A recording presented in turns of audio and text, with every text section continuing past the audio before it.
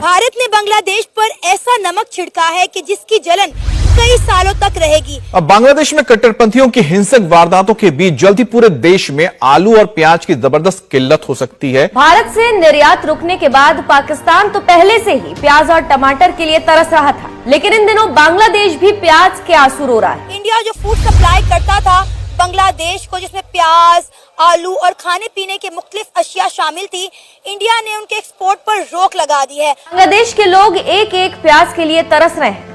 हालत यह है कि प्याज की कमी के चलते दाम आसमान छू रहे हैं। दरअसल एक्सपोर्ट पर रोक लगने के चलते बांग्लादेश को निर्यात के लिए प्याज और आलू लेकर पहुंचे 150 से ज्यादा ट्रक जहां के तहां खड़े हैं। लोगों की थाली से प्याज गायब हो गया है। प्याज सलाद में खाना तो दूर, सब्जी में डालने को भी नहीं मिल रहा। वहाँ पे महंगाई इतनी ज्यादा बढ़ चुकी है कि वहाँ के लोग पीने के लिए दूध तक भी अफोर्ड नहीं कर पा रहे। और एक ऐसा देश जो आलू और प्याज जैसी जरूरत की चीजों के लिए भारत पर निर्भर था, अब खुद को भारत से अलग करने की तैयारी कर रहा। बांग्लादेश की प्रोफेसर मोहम्मद यूनुस सरकार ने अब पाकिस्तान से आलू और प्याज खरीदने का भी विचार करना शुरू कर दिया है। वैसे बांग्लादेश अब चीन, पाकिस्तान और तुर्की से प्याज मंगाने की सोच रहा, लेकिन ये देश खुद महंगे प्याज के लिए बदनाम है। भारत ने बांग्लादेश को ऐसा करारा जवाब दिया है कि बांग्लादेश की 7 नस्लें याद रखेंगी। कुछ दिन पहले पाकिस्तान से 25,000 टन चीनी खरीदने का समझौता किया गया था। ये चीनी अगले महीने पाकिस्तान से बांग्लादेश पहुंची। Pakistan for the very first time 2000 ton sugar जो है वो बांग्लादेश को उन्होंने एक्सपोर्ट की है। This was the very first time ऐसा हुआ है। तो बांग्लादेश पे इस वक्त मुसीबत आई हुई है ना, कोई भी परेशानी आई हुई है उनपे, तो वो उन्होंने तो नहीं लाई जो वहाँ पे हिंदू है बेचारे, उन्होंने तो नहीं लाई। उनपे जुल्म करके क्या आपकी परेशानी हल तो नहीं हो जानी ना। तो देखो बात ये है कि ये लड़ाई झगड़ा किसी भी सिचुएशन में, किसी भी सूरत हाल में लड़ाई झगड़ा कोई हाल नहीं होता।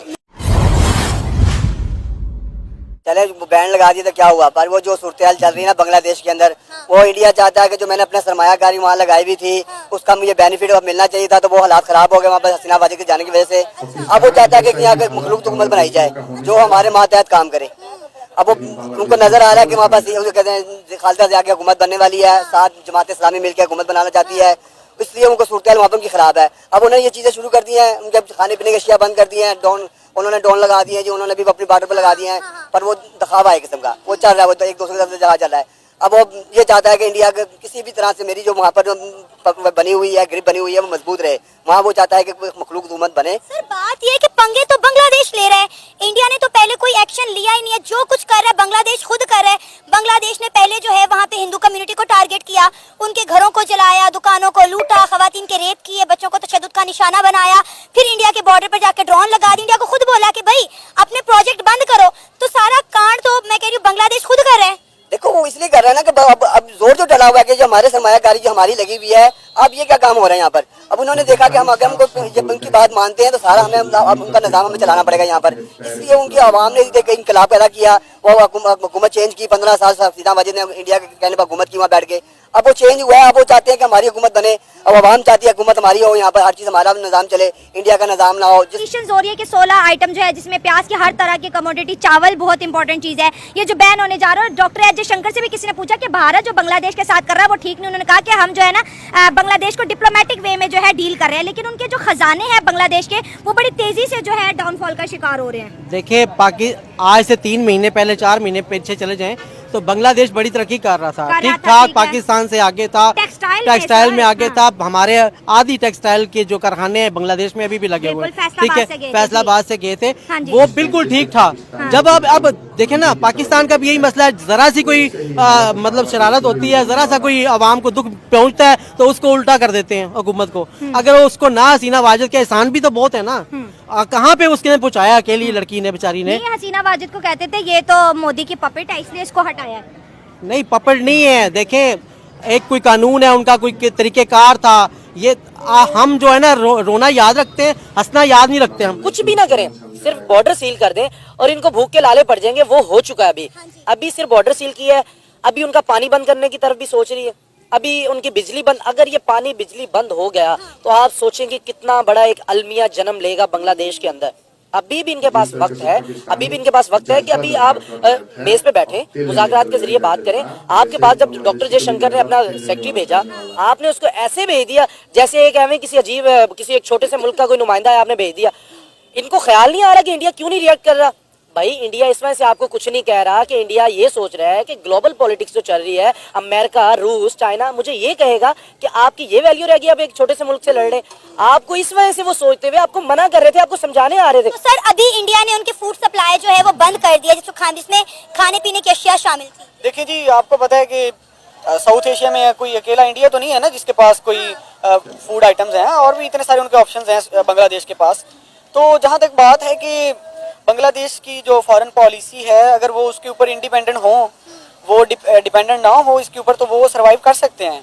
बस बात यह है कि उनको इंटरनेशनल नॉर्म्स को देखना चाहिए। इसमें मैं कहूँगा कि जो इंटरनेशनल ऑर्गेनाइजेशंस होती हैं लाइक यूएनओ और इस तरह की ना, उनको अपना रोल अदा करना चाहिए। सर अभी तो बांग्लादेश ने पाकिस्तान से मदद मांगी, उन्होंने कहा इंडिया हमें खाने पीने की चीजें नहीं देता, ना दे, हम पाकिस्तान से ले लेंगे। पाकिस्तान में आप खुद देखें कि महंगाई कितनी ज्यादा है, तो क्या इस वक्त हम भी पाकिस्तान की अगर बात करें तो पाकिस्तान भी सियासी और मौशी बहरान से गुजरा है। आपको लगता है हम ऐसी सूरत हाल में बांग्लादेश की मदद करने के काबिल भी हैं? देखिए जी, पहली बात तो यह है कि पाकिस्तान और बांग्लादेश का भी कोई कंपैरिजन नहीं है। अल्हम्दुलिल्लाह we are the 7th atomic nuclear power in the world in Islamic, बल्कि इस्लामिक में तो हम पहले नंबर में ही हैं, ओवरऑल भी मतलब एक हमारा 7वां नंबर है।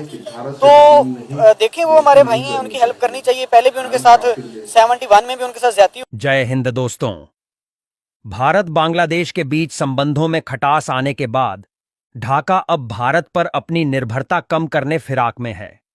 वो आलू और प्याज के आयात के लिए भारत के अलावा अन्य सोर्स पर विचार कर रहा है। बांग्लादेश आलू केवल भारत से मंगाता है, जबकि प्याज ज्यादातर भारत और म्यांमार से आता है, जबकि कुछ हिस्सा पाकिस्तान, चीन और तुर्की से आता है। भारत पारंपरिक रूप से अपने पड़ोसी के साथ मजबूत व्यापार करता है और यह देश भारत के कपड़ा और कृषि निर्यात के लिए एक प्रमुख बाजार है। बांग्लादेश को निर्यात 2010-11 में 3.2 बिलियन अमेरिकी डॉलर से बढ़कर 2021-22 में 16.2 बिलियन अमेरिकी डॉलर के शिखर पर पहुंच गया। हालांकि अंतरिम सरकार के सत्ता में आने के बाद भारत और बांग्लादेश के बीच व्यापार में गिरावट आई है। बताया जा रहा है कि बांग्लादेश व्यापार और टैरिफ आयोग ने कुछ संभावित स्रोतों का पता लगा लिया है और देश के वाणिज्य मंत्रालय को इस बारे में सूचित कर दिया है। प्रोथोमेलो की रिपोर्ट के अनुसार आयातकों से भी बातचीत की गई है। योजना यह है कि भारतीय आलू की जगह जर्मनी, मिस्र, चीन और स्पेन से आयातित आलू का इस्तेमाल किया जाए। प्याज चीन, पाकिस्तान और तुर्की से खरीदा जा सकता है। वाणिज्य मंत्रालय के सचिव सलीम उद्दीन ने प्रोथोमेलो से कहा, बीटीटीसी ने आलू और प्याज की कीमत और आपूर्ति को स्थिर रखने के लिए वैकल्पिक स्रोतों की पहचान की है। हम आयातकों से इन विकल्पों पर विचार करने का आग्रह करेंगे। अधिकारियों ने इस कदम के पीछे भारतीय बाजार में प्याज और आलू की बढ़ती कीमतें और निर्यात को हतोत्साहित करने के लिए भारतीय अधिकारियों की ओर से लिए गए विभिन्न निर्णय जैसे कारण बताए हैं। बांग्लादेशी अधिकारियों ने कीमतों में कथित वृद्धि को भी एक अन्य कारण बताया। बीटीटीसी ने प्याज और आलू के लिए 10% और वार्षिक 121% की वृद्धि का आरोप लगाया। तो दोस्तों, आज के वीडियो में बस इतना ही। मिलते हैं किसी और वीडियो में। तब तक के लिए धन्यवाद।